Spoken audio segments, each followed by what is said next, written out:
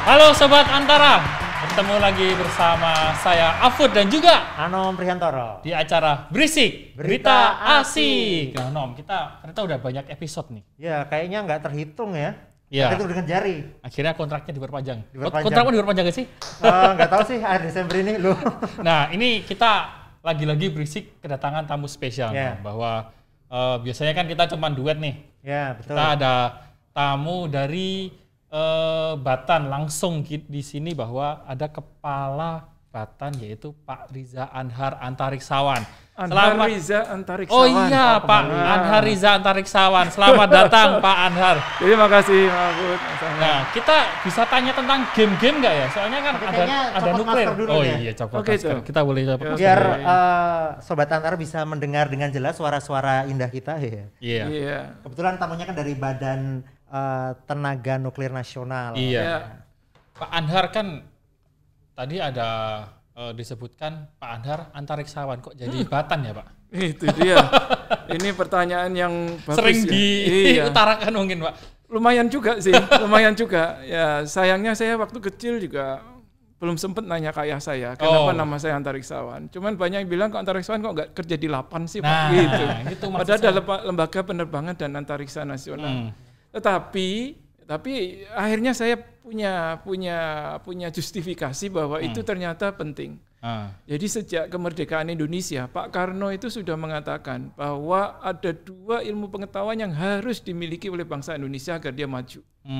Yang pertama adalah teknologi antariksa dan yang kedua adalah teknologi atom. Wah, ini. Nah kebetulan nama saya ada antariksanya, kerjanya di Batan, tenaga atom. Jadi dua-duanya alhamdulillah. Di mix jadi satu ya Pak? Di mix jadi satu. Masa depannya ini di Pak Anhar ini. Amin. Kalau dari namanya kan udah Antariksawan kan doa. Kalau namamu kan ada sejarawan ya? Atau tinggal sejarah atau gimana nih? Kamu mendalami sejarah atau? Kebetulan nama aku cuma 2 kata sih. Oh 2 kata ya. Ini. Makanya ditambahin dong. Apa tuh? Ya apa kayak yang ada wartawan kayak. Anom Prihantoro wartawan gitu. Jadinya kan wartawan juga. Dulu bapaknya, orang tua dari bapak ini dulu ini nggak bercita-cita biar anaknya jadi astronot gitu Pak? Itu juga belum sempat saya tanyakan. Tetapi kalau lihat kelahiran saya pada tahun-tahun itu memang tahun-tahun lagi negara Amerika gencar ngirim manusia ke bulan. Ya, waktu itu misi Apollo segala macam. Itu tahun-tahun itu. Mungkin ayah saya terkesima dengan itu. Kemudian melihat anak laki-lakinya lahir, mungkin punya harapan yang tinggi juga gitu ya. Hanya saja memang saya belum sempat bertanya saat itu. Dulu Anom juga rencananya mau dikirim ke bulan Pak. Itu ya. Cuman 1 tiket aja, 1 tiket perjalanan. Tidak pulang balik ya. Yaitu diasingkan. Baik Pak Anhar ini. Ya. Selamat datang di podcast Terima Berisik. Terima kasih, senang sekali. Ya. Kita sambut sama Anom yang mungkin kita akan membahas sedikit mengenai Batan lebih, kita kerok lebih tipis Pak, nggak dalam-dalam lah. Siap. Oh ya Pak, saya pengen tahu ini gimana sih Batan ini dalam mengembangkan nuklir terutama di Indonesia Pak? Ya. Jadi pertama tentu formalnya Batan itu adalah lembaga pemerintah non kementerian, ya, suatu badan yang punya tugas khusus memang untuk melakukan penelitian, pengembangan dan juga pemanfaatan tenaga nuklir. Di dalamnya termasuk untuk pengembangan sumber daya manusia di bidang nuklir. Gitu. Jadi dengan tugas itu maka tugas utama kami memang melakukan penelitian dan pengembangan. Ada tugas-tugas lain yang tidak termasuk di penelitian pengembangan, itu tugas-tugas yang seperti untuk eksplorasi bahan galian nuklir, kemudian produksi radioisotop yang seperti itu juga menjadi tugas Batan. Gitu. Jadi dan ini memang satu-satunya lembaga pemerintah yang ditugasi untuk itu. Seberapa penting sih Pak nuklir buat Indonesia? Ya, itu kenapa harus dipelajari dan dikembangkan gitu? Ya, itu tadi bahkan presiden pertama kita pun Pak Soekarno udah mengatakan itu, gitu ya sejak bahkan kalau tahu ya tahun 54 Indonesia itu sudah punya namanya Panitia Negara Penyelidikan Radioaktivitas.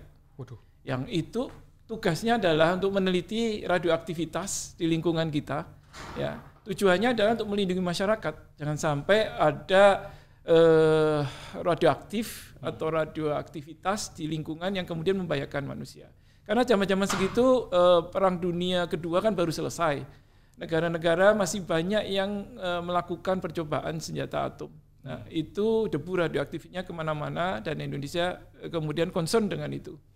Nah, setelah itu tidak lama kemudian tahun 58 pun sudah dibangun Lembaga Tenaga Atom dan Dewan Tenaga Atom. Yang itu menjadi cikal bakal Batan.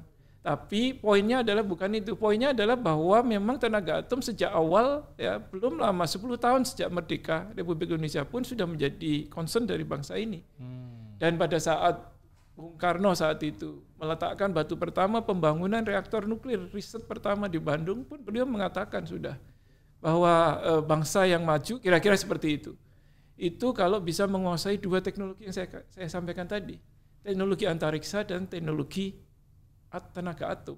Oh, itu nom. Jadi sudah sejak awal itu begitu pentingnya sampai presiden pertama kita pun menyampaikan seperti itu. Pantes kita nggak maju-maju ya berdua ya. Nggak paham dua-duanya coy.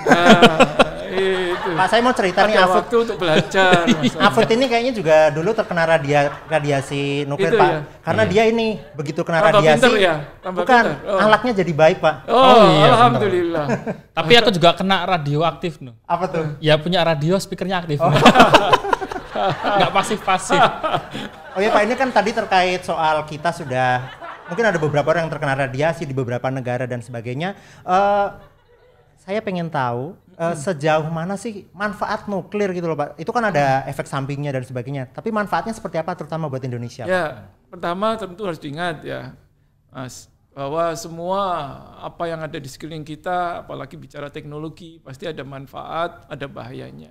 Itu selalu ada. Ya, sama juga tenaga nuklir itu intinya nanti kita akan bicara dengan bahan radioaktif. Ya, banyak di situ. Dan saya sekarang tanya deh, sebelum saya jawab, saya boleh dong nanti nanya? Boleh, Pak. boleh. Ya. Tapi kok aku takut ya? Tanyanya gampang, dijawab segera saja. Begitu saya bilang apa yang ada di pikiran Mas Awud sama Mas Anam. Nuklir. Menakutkan. Radiasi. Radiasi. Mutan. Disemprot air. Wah. PLTN. Tenaga besar. Listrik. Oke, bagus. Ini coba cek aja 3. Tadi yang pertama kita bicara radiasi, bicara nuklir sudah semuanya yang negatif yang munculnya ya. Tapi waktu PLTN alhamdulillah lah ya, itu tenaga besar, kemudian ada listrik, itu memang kegunaannya gitu ya. Nah, tetapi yang masalah radiasi, tenaga nuklir selalu yang muncul di itu otomatis langsung. Saya kebanyakan film, Pak. Ya, itu dia. Tetapi tidak bisa dipungkiri karena sejarah kemunculan teknologi nuklir memang dimulai dari bom atom di Hiroshima dan Nagasaki. Dan itu sebetulnya menjadikan perang dunia itu berhenti, tapi di sisi lain kemudian membuat orang juga khawatir terus. Ya, saya kira masih ada efek itu, pasti di sejarah pun kita belajar itu, gitu ya. Nah, itu juga yang kemudian membuat begitu kita bilang nuklir, begitu radiasi yang muncul mengerikan lah, mematikan lah, menakutkan, bom dan sebagainya. Nah, sebetulnya radioaktif tadi ditanyakan apa manfaatnya, banyak sekali. Saya tidak bisa menyebutkan satu persatu. Tetapi dengan radiasi itu kita punya cara untuk bagaimana kita bisa melihat apa yang ada di dalam tubuh kita. Misalkan begitu. Yang dengan mata tidak bisa, yang dengan tidak.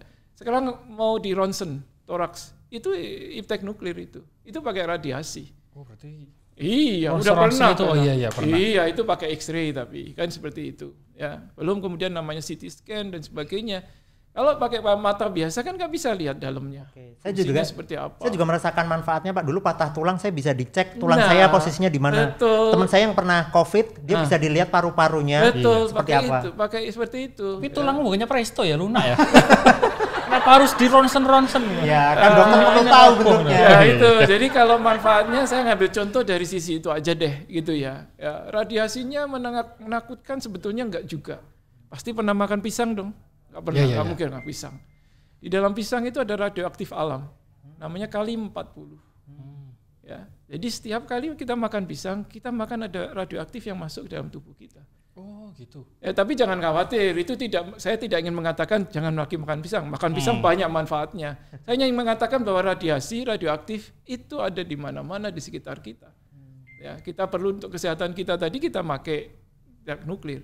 untuk kesehatan kita makanan yang bergizi ternyata di situ pun mengandung bahan radioaktif namanya kalium 40.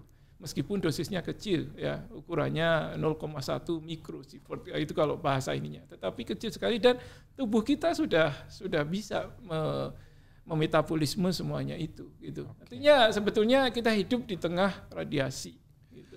Baik Nom, ini ternyata manfaat nuklir itu banyak sekali. Dan Yeah. tadi ada pertanyaan kalau penasaran kita itu adalah kalau di film-film superhero tuh kan radiasi bisa menjadi seorang mutan itu Pak. Terus kemudian jadi kayak X-Men dan sebagainya. Nah, untuk menjawab itu Nom, kita akan lanjut di segmen selanjutnya.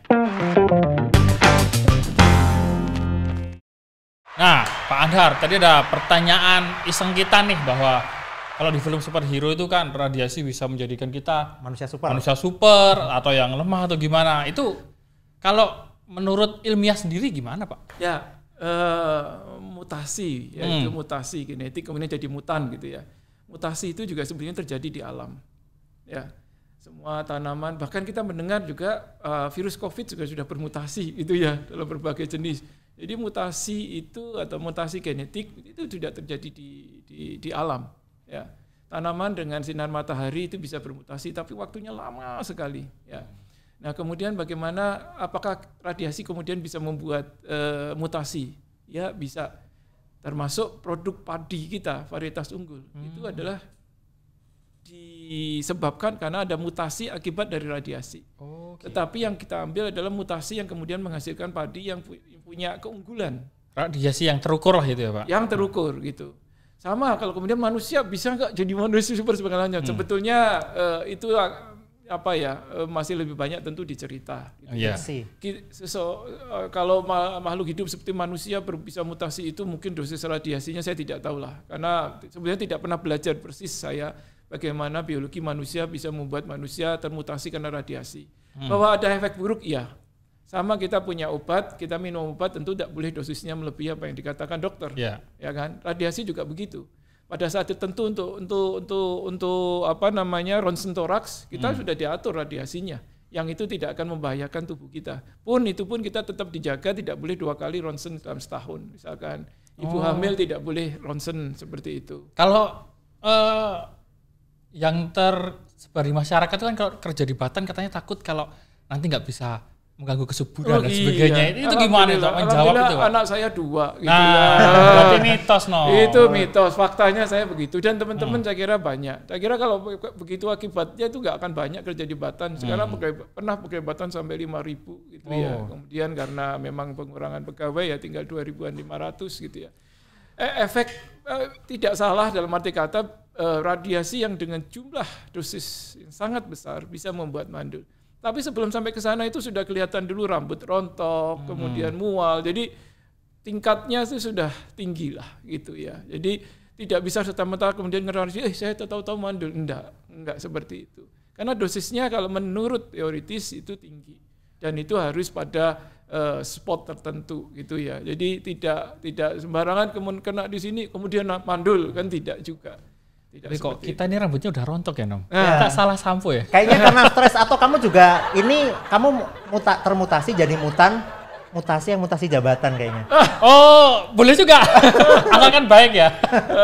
Terus kembali lagi ke ini Nom. Pak Anhar tadi kan menyebut ada salah satu manfaat nuklir itu kan energi. Yeah. Nah kalau potensi energi sendiri dari nuklir di Indonesia itu gimana sih Pak? Terus pembangkit listrik tenaga nuklir itu sebenarnya dia seperti apa? Apakah diledakkan di situ untuk efeknya atau gimana? Kan banyak masyarakat belum tahu nih. Akhirnya masyarakat takut menolak. Nah, ini sebenarnya gimana Pak? Ya kalau pembangkit listrik tenaga nuklirnya sendiri itu secara teknis garis besarnya itu sama dengan pembangkit listrik tenaga uap yang menggunakan bahan bakar batu bara. Di sisi uapnya itu sama persis gitu ya. Tetapi memang di sisi mendapatkan energinya itu yang berbeda. Kalau di PLTU batu bara mendapatkan energi panasnya itu dari membakar batu bara. Atau kalau tenaganya BBM minyak ya membakar minyak. Tetapi kalau di pembangkit listrik tenaga nuklir yang dibakar adalah bahan bakar nuklir, tidak dibakar sebetulnya. Itu istilah dalam tanda kutip yang di situ bisa menghasilkan energi gitu. Jadi yang berbeda hanya cara membangkitkan panasnya saja. Ya, kalau yang lain batu bara dibakar ada abu, kalau di PLTN itu ada reaksi nuklirnya yang menghasilkan panas, kemudian panasnya menghasilkan uap, itunya semua sama dengan PLTU biasa. Nah, pertanyaan berikutnya adalah bagaimana potensinya? Tadi seperti itu ya. Ya potensinya tentu besar dalam arti kata itu salah satu pilihan. Kalau Indonesia membutuhkan sumber energi ya, yang bersih terutama, ya salah satu pilihannya adalah PLTN gitu. Karena dari PLTN tidak mengeluarkan emisi gas CO2. Kalaupun mengeluarkan kecil sekali. Ya, dan itu artinya identik dengan pembangkit listrik energi terbarukan yang lainnya. Kalau dari sisi keamanannya sendiri? Sisi keamanan, sisi teknologi sebetulnya sekarang sudah maju. Yang namanya sudah kalau kita bicara generasi yang sekarang ada itu sudah generasi 3, yang generasi keempat itu sedang diteliti, dan dari setiap generasi itu teknologinya memang sudah jauh lebih bagus termasuk dari sisi keamanan dan keselamatannya. Ya, itu seperti itu. Ya. Kan soalnya mungkin masyarakat takutnya kan berkaca dari Jepang. Betul. Jepang kan dia punya teknologi bagus. Ya. Dan kita percayalah Jepang juga untuk soal teknologi dan keamanan itu pasti dia maju lah. Tapi ternyata di Fukushima ya Pak Atau itu kan pernah ada kebocoran. Betul. Dan itu sangat mungkin itu yang menjadi bayang-bayang masyarakat bahwa kita takut akan terjadi di Indonesia. Nah itu untuk menanggulangi atau mensosialisasi agar tidak terjadi seperti itu seperti apa Pak? Ya memang kejadian itu terjadi dan semua orang sudah tahu itu Maret tahun 2011 ya, kejadian di Fukushima Daiichi. Di daerah Fukushima itu ada 2, Fukushima Daiichi dan Fukushima Daiichi. Yang Fukushima Daiichi-nya tidak ada masalah gitu ya. Nah, kejadian itu memang membuat orang kemudian sangat khawatir. Ya, saya bisa paham, dan saya kira kita semua paham gitu ya. Walaupun kalau dilihat korban radiasinya dari kecelakaan itu hampir tidak ada gitu ya, hampir tidak ada. Bahkan yang sebelumnya pun Chernobyl itu juga tidak sebesar yang dikhawatirkan orang. Tapi memang akibat psikologisnya lumayan seperti itu. Nah, tentu orang masih khawatir terus gitu ya. Tetapi perlu diingat juga bahwa Fukushima Daiichi itu adalah, tadi saya cerita PLTN dengan generasi kedua yang dibangun di awal tahun 70-an. Yang pada saat kejadian memang dia sudah umurnya 40 dan segera akan sebetulnya berhenti beroperasi gitu. Nah, generasi yang sekarang tadi saya sampaikan, sekarang udah generasi 3, itu teknologinya dan teknologi keselamatannya sudah berbeda. Bahkan diklaim oleh desainernya dan secara teknis kami di Batan juga sudah mengkajinya, memang bisa menghalangi terjadinya kejadian yang mirip yang ada di Fukushima gitu ya. Tapi ini kan semua kajian ya, dan itu secara teknis, secara ilmiah sebetulnya bisa dibuktikan juga, sehingga membuat probabilitas kejadian seperti yang ada di Fukushima itu jauh lebih kecil gitu. Jadi seperti itu. Kalau negara yang menjadi rujukan bisa dicontoh Indonesia dalam pemanfaatan tenaga nuklir untuk manfaat untuk masyarakat seperti apa Pak? Negara mana Pak? Sebetulnya tidak ada satu negara khusus gitu ya. Jadi kita harus belajar dari pengalaman baik dari semua negara. Kan gitu. Termasuk Jepang sebetulnya menjadi salah satu rujukan kita karena di sana kegempaannya juga tinggi. Ya, kemudian vulkanologinya, ya banyak gunung apinya juga ada gitu ya, sehingga mereka sebetulnya punya standar keselamatan terhadap kegempaan segala macam itu paling tinggi. Dan kecelakaan Fukushima bukan karena gempa, tapi karena tsunami. Nah, tapi itu kan jadi pelajaran bagi kita juga bahwa ternyata harus ada tsunami yang dipertimbangkan, dan tsunami harus dipertimbangkan dengan pelajari sejarah sekian ratus tahun sebelumnya dan sebagainya. Ya, itu banyak itu. Jadi kalau rujukan satu negara tertentu kita tidak mengacu sana. Kita mempelajari teknologi-teknologi yang sekarang ini ada. Ya lepas dari negara itu mana gitu ya. Ya tetapi yang kita ambil menurut kajian kita memang itu yang baik ya. Kita jadikan itu sebagai reference. Nah, seperti itu. Itu tentang nuklir tadi. Kamu sendiri pernah dengar nggak Om bahwa juga Pak Ahdar nih beberapa waktu lalu pernah ada pemberitaan bahwa di salah satu perumahan itu ada nuklir yang tumpah atau yang bocor. Nah, sebenarnya ketika masyarakat menghadapi seperti ini, kadang mungkin kalau paham mungkin nggak perlu panik dan ada penanganan khusus. Nah, ini sebenarnya bahayanya terhadap langsung ketika kena di sekitar itu, dekat itu seperti apa?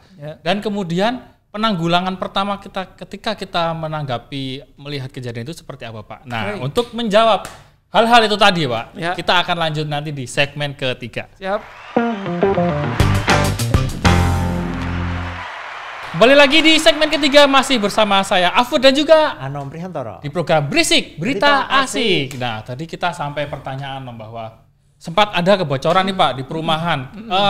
Kita nggak bicara masalah hukumnya deh. Mungkin kalau itu dikembalikan ke yang berwajib lah. Ya. Tapi kita bicara mengenai penanganan dan dampak langsungnya. Ketika masyarakat dihadapkan langsung ada nuklir yang tumpah. Aku sendiri nggak bisa bayangin sih. Nuklir tumpah itu gimana sih dan efeknya seperti apa langsung itu gimana Pak? Baik, jadi ya itu beberapa bulan yang lalu ya, sekitar awal tahun memang. Yang pertama itu mungkin lebih tepat bukan nuklir yang tumpah, tetapi ada bahan Radioaktifnya. yang terdeteksi di tempat yang tidak seharusnya. Dan itu menimbulkan paparan yang lebih tinggi dari paparan lingkungan yang seharusnya. Ya. Dan badan pengawas kemudian mengatakan bahwa itu harus ditangani dan Batan yang menangani. Yang pertama waktu itu kita klarifikasi bahwa itu tidak ada hubungannya dengan instalasi kami yang ada di tidak jauh dari situ. Jadi bukan kebocoran instalasi nuklir, bukan kebocoran dari reaktor, tidak ada semua. Ya, faktanya memang seperti itu. Ya.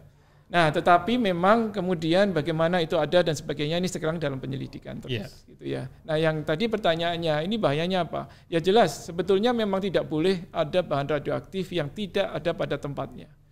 Seharusnya kalau itu sudah limbah, itu harus dikembalikan ke Batan. Dan Batan punya pusat yang mengelola limbah tersebut. Gitu ya. Jadi tidak boleh berada di tempat selain ada di tempat di limbah, di pusatnya limbahnya Batan.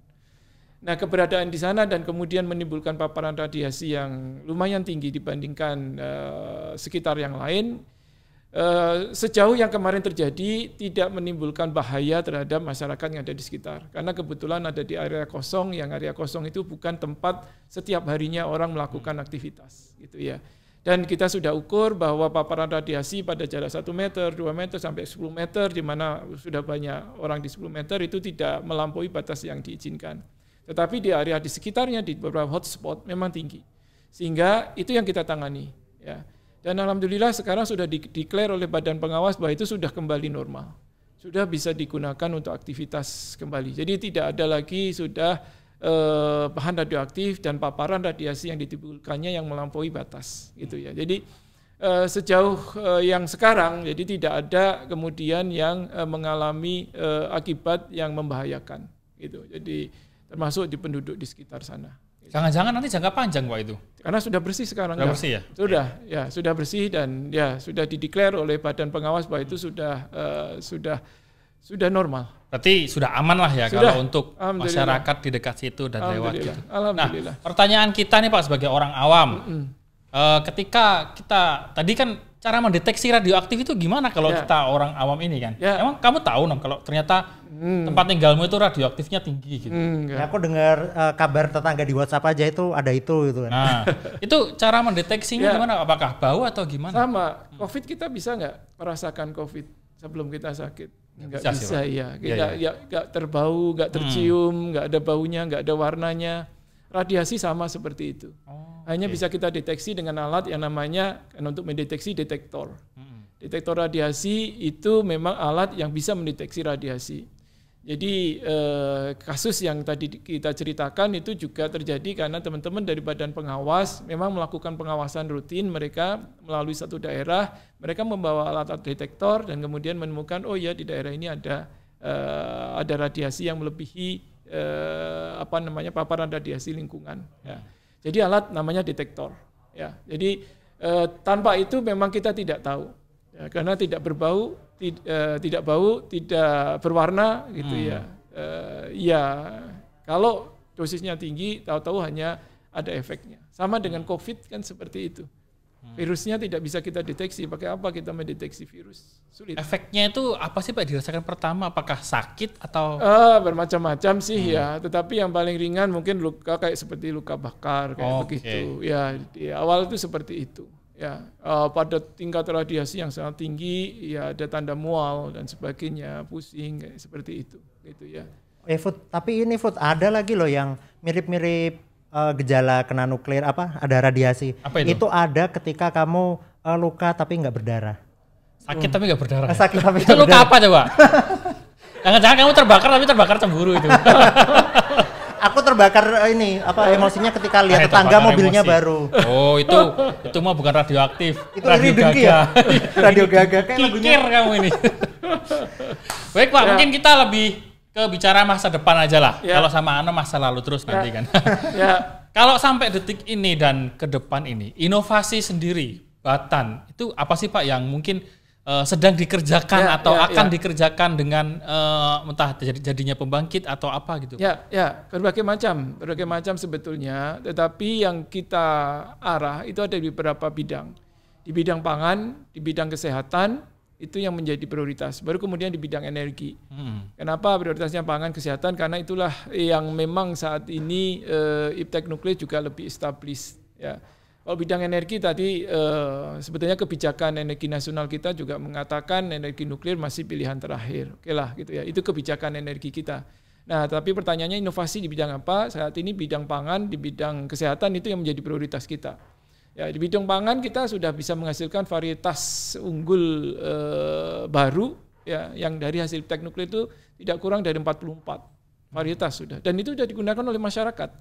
Itu ya. Kenapa disebut unggul? Karena dia mempunyai beberapa keunggulan. Contohlah padi itu ya. Padi yang biasanya produktivitasnya mungkin hanya 6 ton per hektar, ini bisa ditingkatkan menjadi 8 ton per hektar. Dulunya panennya harus butuh waktu lama, sekarang bisa dipendekkan ya.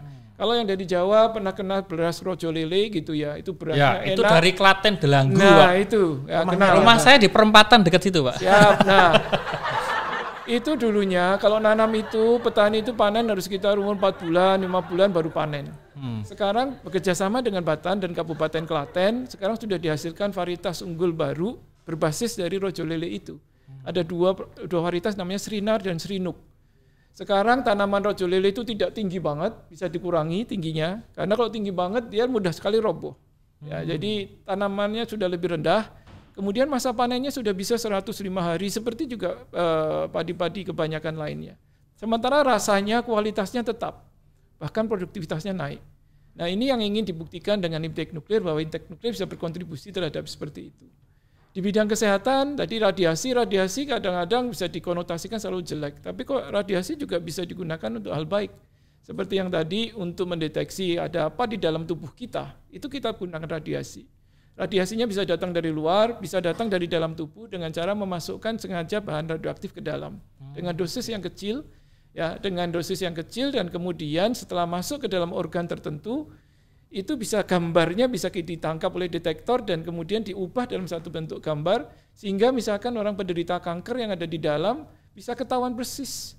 Ini ukuran kankernya seberapa, bentuknya seperti apa. Jadi kalau dokter mau bedah itu tidak dibongkar-bongkar di mana dulu, tahu di situ tempatnya. Nah, kalau ada itu saya boleh minta satu, Pak. Pengen saya kasih Anom. Boleh. Ditelan biar dia bisa dilihat. Saya takutnya tulang rusuknya ini lengkap, Pak. Ini maksudnya apa ini? Ya. Oh, ada tulang rusuk yang hilang atau gimana? Kalau yang lain kan ganjil hilang ketemu. Kalau kamu takutnya lengkap, jadi nggak nemu-nemu dulu. Bisa aja. Begitu. Jadi di pertanian dan kesehatan dan kemudian satu lagi memang di bidang pangan itu untuk namanya pemrosesan pasca panen. Banyak buah kita, banyak produksi food kita yang kemudian tidak tahan lama sehingga kita mau ekspor. Selain itu sudah akan busuk di jalan, juga tidak bisa melewati karantina karena banyak sekali bakteri ada di buah atau di seafood itu. Nah, dengan radiasi itu bisa dihilangkan dan kemudian buah semakin masa simpannya semakin lama, demikian juga dengan beberapa makanan tertentu. Itu. Nah, ini juga kita lakukan, penerapannya sudah berjalan, fasilitasnya sudah ada di Serpong dan itu sudah digunakan oleh banyak sekali perusahaan. Tidak kurang dari 100 perusahaan sudah menggunakan itu. Oke, ternyata manfaatnya nuklir tuh banyak, Nom. Ya. Dari makanan, dari kesehatan. radiasi juga kesehatan. Dari aku juga baru tahu nih ternyata padi itu bisa dengan radiasi itu tadi ya, Pak. Mutasi tadi. Mutasi itu. Iya, tapi mutasinya dari Klaten bagus. loh, rojo lele. Tempatmu rojo sapu-sapu atau apa? Tentang lele terus ada sapu-sapu ya? Iya. Aku dari orang Klaten aja makannya rojo loh. Oh, kalau tempat saya Raja Arwana. Oh, siap. Keren piranha. Ada pertanyaan lagi, Anon? Oh ya Pak, ini kan kalau saya itu taunya radiasi itu selalu tentang uranium, plutonium, apakah seperti itu Pak? Ya, jadi ada radiasi keluar dari bahan yang radioaktif. Bahan radioaktif ada yang ada di alam, ada yang dibuat manusia. Itu. Jadi bermacam-macam. Uranium adalah contoh bahan radioaktif yang ada di alam. Yang lain bahan radioaktif ada di alam, thorium itu ada di alam. Kalau plutonium harus dibuat. Ya, plutonium dibuat dari uranium. Dan itu pembuatannya di mana? Ada di dalam reaktor nuklir. Seperti itu. Jadi tidak hanya dua itu. Banyak sekali bahan radioaktif kayak yang tadi untuk kesehatan jenisnya banyak benar. Dan itu memang harus dibuat. Buatnya di mana? Kita perlu reaktor. Ya, reaktor yang ada di Bandung, reaktor yang ada di Serpong, reaktor yang ada di Jogja bisa digunakan untuk membuat itu. Oke. Ya. Terima kasih Pak Anhar sudah banyak ngobrol dan untuk memberi kita pengetahuan tentang nuklir, Nom. Dan Pak Anhar Antariksawan dan Afud Rupawan dan juga Anom Wan kawan ini kan ternyata kita ngobrol banyak manfaat, Nom. Dan kita mungkin mendidik masyarakat ya Pak bahwa nuklir itu kalau dikelola dengan baik dan tepat dan dengan radiasinya juga tadi dan bahannya itu dan ternyata itu bisa mendatangkan banyak manfaat. Betul. Bukan hanya selama ini mungkin karena aku kebanyakan film aja kali ya. Jadi nuklir tahunya mengenai hal-hal yang itu dia. Iya. Jadi mungkin kita mulai edukasi masyarakat bahwa nuklir itu enggak terlalu bahaya kalau dikelola itu bisa baik. Bahkan radiasinya bisa meningkatkan sektor pertanian ya Pak. Betul, ya. Jadi mungkin nanti buat sobat-sobat Antara yang belum memahami mengenai nuklir bisa mendengarkan podcast kali ini bersama Batan dan juga ada artikelnya ya Nom di Antara News. Ada. Promoin dikit dong. Nanti nggak dibayar loh kamu. Kamu kok maksa aku nulis artikel ini ya? Saya nggak ada rencana loh. Ya, tapi nanti ditunggu. Iya, ditunggu bahwa ada artikel-artikel yang datang nanti di Antara News. Terima kasih Pak Anhar sudah mampir di Antara News dan podcastnya Antara di program Berisik Berita Asik bersama saya Afud dan juga Anom Prihantoro. Nantikan lagi bersama Pak Anhar-Anhar lainnya atau inovator lainnya yang akan datang di Berisik dan akan memberi kita pengetahuan mengenai apa yang terjadi di Indonesia sekarang dan apa yang akan kita hadapi masa depan ini kita bisa prediksi mulai dari sekarang karena tadi ternyata ini sudah diprediksi sama Bung Karno, ya kan? Kalau beri 10 pemuda jadinya apa? Guncang dunia. Nah, kalau 7? Boy band. Itu kata teman-teman sih. Okay. Jadi terima kasih sudah Pak Anhar sudah mampir di podcast juga. Antara dan Anom bersama saya Afud dan nantikan juga podcast selanjutnya di program Berisik Berita Asik.